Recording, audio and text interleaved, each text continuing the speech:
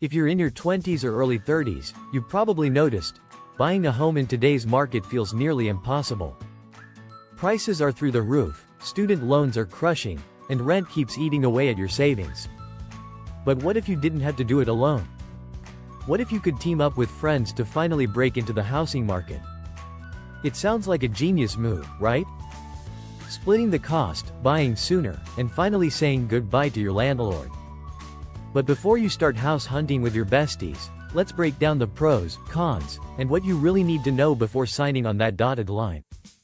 First up, the biggest reason people go in on a home together is affordability. Housing prices are wild, especially in major cities. By pooling resources, you might be able to afford a better home, a better neighborhood, or just reduce the financial stress of going solo. Beyond cost, there's the shared responsibility. Homeownership comes with repairs, bills, and maintenance. But when you split those duties, it's way less overwhelming. Leaky faucet? Someone's got it covered. Yard work? Rotate the duties.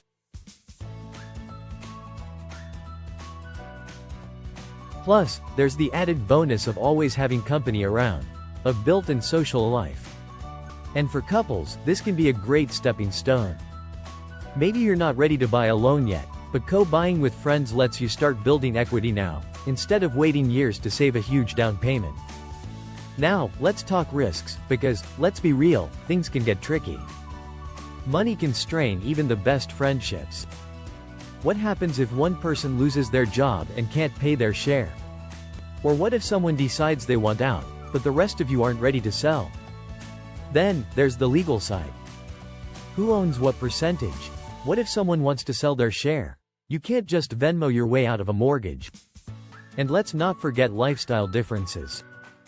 Living with friends sounds fun until one person is a neat freak and the other treats the living room like a frat house. If you're not aligned on expectations, it can get messy fast. Here's how to do it right. Step 1. Have the hard conversations up front. Talk about money. Everyone's income, savings, debts, and what happens if someone's financial situation changes. Step 2. Get everything in writing. A legally binding co-ownership agreement lays out ownership shares, exit strategies, and rules for shared expenses. A handshake is not enough. Step 3. Plan for the unexpected. Life changes. Jobs relocate people. Relationships evolve. Have a game plan for what happens before you need one. And, of course, work with a real estate agent who understands co-buying. You want someone who can help navigate the financing and legal complexities. At the end of the day, homeownership is about building wealth. Buying with friends can be a smart way to get in the game sooner, but only if you do it strategically. So, if you're considering co-buying, do your homework, talk to the right professionals, and make sure everyone's on the same page. Because the last thing you want is a dream home turning into a financial nightmare. Hit that like button if this helped you, and subscribe for more financial tips to get you closer to homeownership. Drop your questions in the comments. I'd love to hear your thoughts. See you in the next video.